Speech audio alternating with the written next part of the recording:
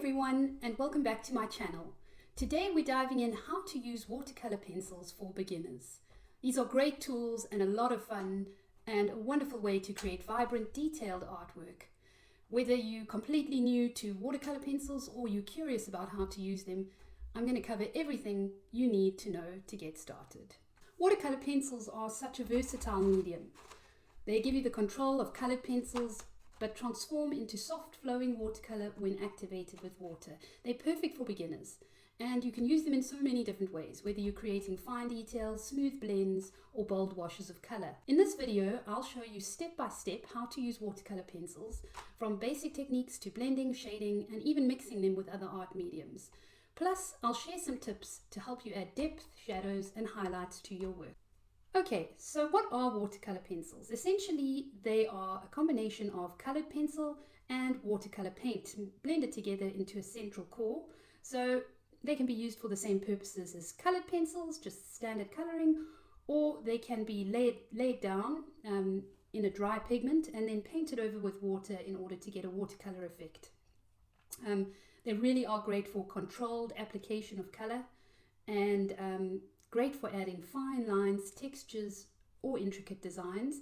Those of us who've worked with watercolor know that to get very detailed areas with watercolor can be difficult, but with watercolor pencils you can achieve that quite easily. Okay, so how do you use watercolor pencils?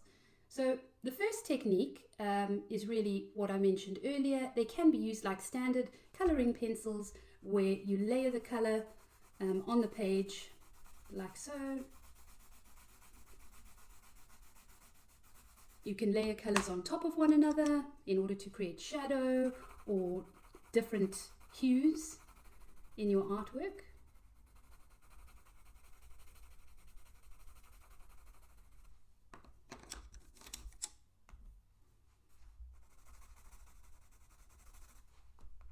And the most common way to blend watercolor pencils is by dry coloring and then adding a watercolor wash. So here I've layered two colors, and I'm going to wet my paintbrush, and I'm just gently going to apply some water to the surface of this.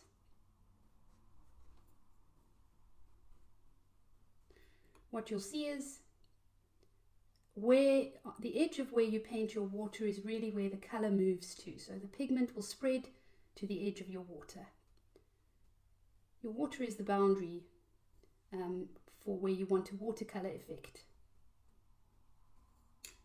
As you can see, the more I scrub my brush or move my brush over the watercolor pencil beneath the water, the more it removes the lines and the marks of the watercolor pencil. So that is really up to you if you want to remove that pencil mark making or you want to leave some of it. I quite like to leave some of it at times.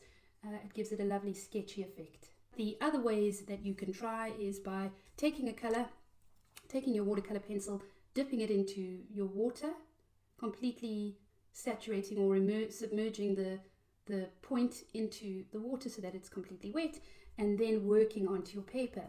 And what you'll find working in this way is that your color becomes a lot more saturated, and this is really nice if you're going for sort of bold or punchy artwork. It's a really nice effect.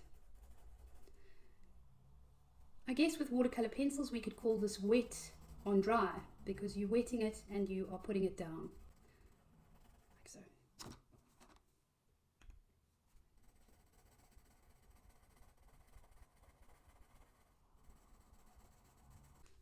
Okay, the next way that that you can use watercolor pencils is by removing the pigment off the top of the pencil. So by wetting your paintbrush and actually taking some of the pigment off the tip of the paintbrush like so, and then painting it onto your paper. You can see this is far less intense, far less saturated than working with the pencil directly onto the paper. Another thing that you can do with this is, if you've got a paint palette, is to put a little bit of water on your paint palette and take off some of the color and mix it into the water so that you get a really even color that you can use it where you when you want to paint sort of even surfaces with the same hue, the same tone. Okay, so I've shown you how to create those watercolor effects with watercolor pencils, but now we're going to look at adding detail. And most importantly, if you try to add detail onto a wet sheet or a wet piece of your artwork, you'll see, although this one's working quite well, but if it's really wet, you're not going to get wonderful detail. It's going to become sort of blurry, smudge out, and it doesn't work very well. So what you want to do is you want to make sure the wet watercolor that you painted, or the wet surface that you painted, is completely dry before you start adding detail. You also want to make sure that your pencil is really sharp.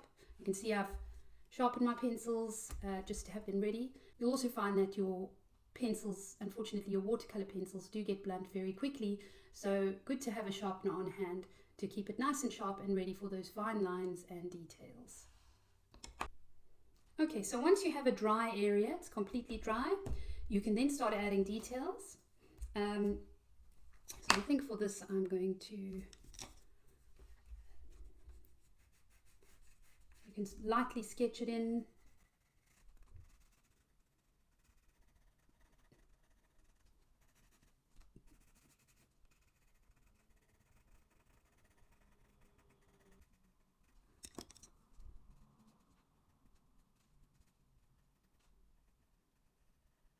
Let's talk about blending, getting an even gradient.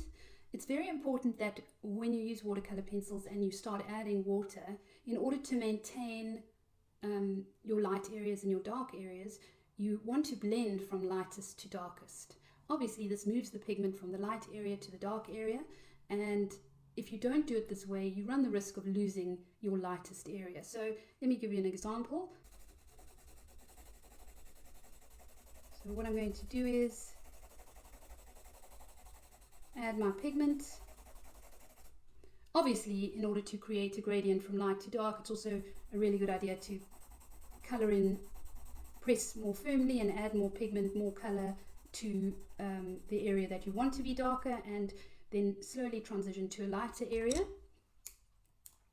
And then you're going to take your brush and you're going to move from light to dark, like so, to get a, even though I've almost put a bit too much water on this, but you get the impression from light to dark, and that's how you're going to create a gentle gradient. And the last blending technique I'd like to talk to you about is layering your colors to create depth. Okay, with watercolor pencils it's always tempting, and with any medium it's always tempting to go straight to black in order to create shadows and depth, and there is obviously a place for using a black watercolor pencil in your artwork to create shadow. I'm not against it at all, but I think sometimes drawings become more interesting when you find other ways to create shadow in your art. And one of the ways that works really well is by using the complementary color of a color in the shadow area to create a bit of depth and, like I said, a bit of shadow and darker tone. So for example, I'm going to be drawing this orange sphere. I'm going to use this orange's complementary color, which might be this blue, a little bit like this blue, and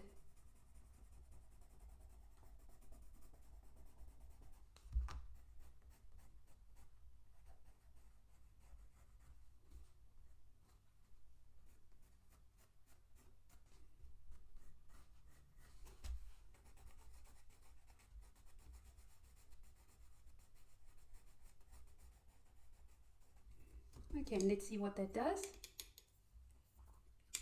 As I said, going from light to dark, cleaning your brush in between.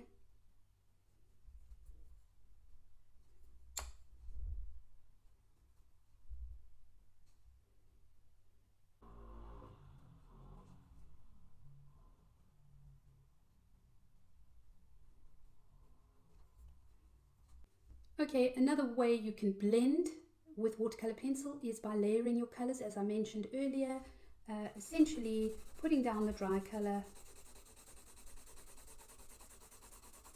like so,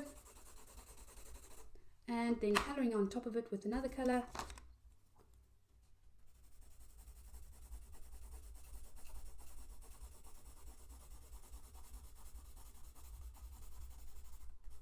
to create interest and depth and dimension.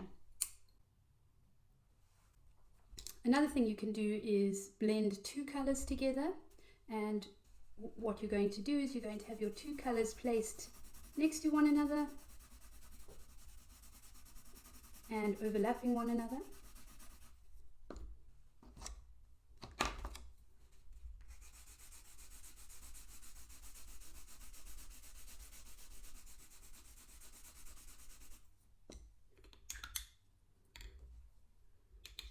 You're then going to start on the one color, the side of the one color, and once again go from less pigment to where they overlap, like so. And then on this side, you're going to go from the other color to the middle. You can move that around, and where they get on the middle, you can then blend them a bit.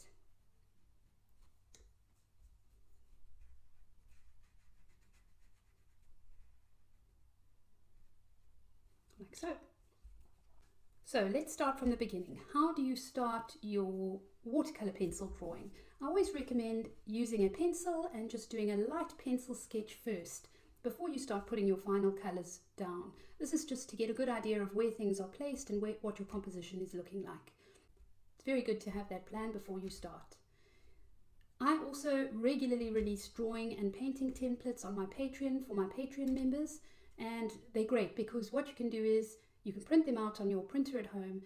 You can hold them up against a window with a layer of watercolor paper and trace them onto the watercolor paper, especially if you're worried about proportion and getting accuracy of shape and form. Or you could even use a light box. So if you're interested in that, I definitely recommend having a look at my Patreon. The link is in the description. But yes, start off with a light pencil sketch of your plan before you start with your watercolor pencils. And then I often get asked about creating shadows and highlights.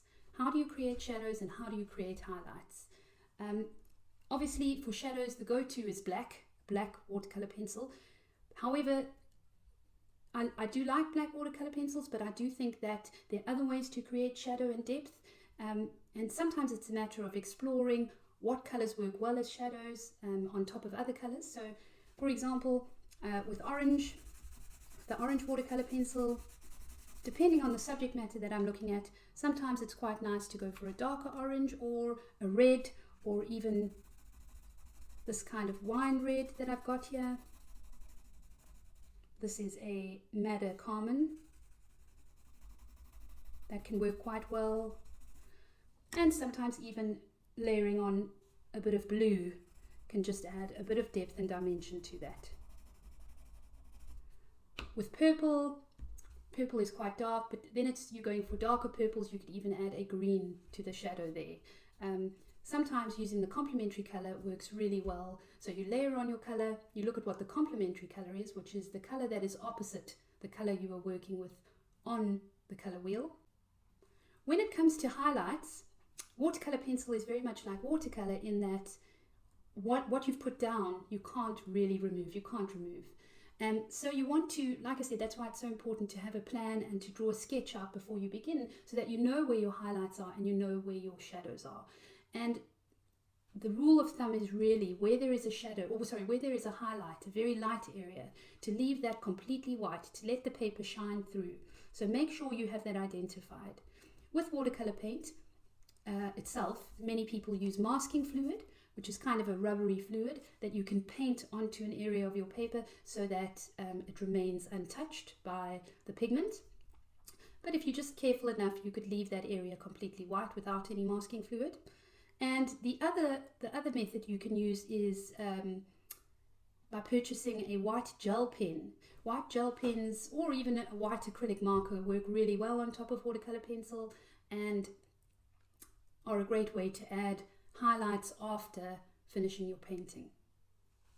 Okay, and so let's talk about using watercolor pencils with other mediums. Like I said, watercolor pencils are very versatile and can be used with a lot of other mediums. In fact, I think probably most other mediums. They work particularly well with charcoal, with Sharpies, with micron pens. So the best way to figure this out for yourself is to just explore, to test it out, to see what the effects are, etc. I use them a lot with micron pens. Okay, so those are the basic ways to use watercolor pencils. I hope this has inspired you. Please like and subscribe for more creative art tutorials. And on my Patreon, I regularly release drawing and painting templates and more that you can easily transfer onto watercolor paper. So if you'd rather skip the sketching part of this and jump straight to the coloring, go and check that out now.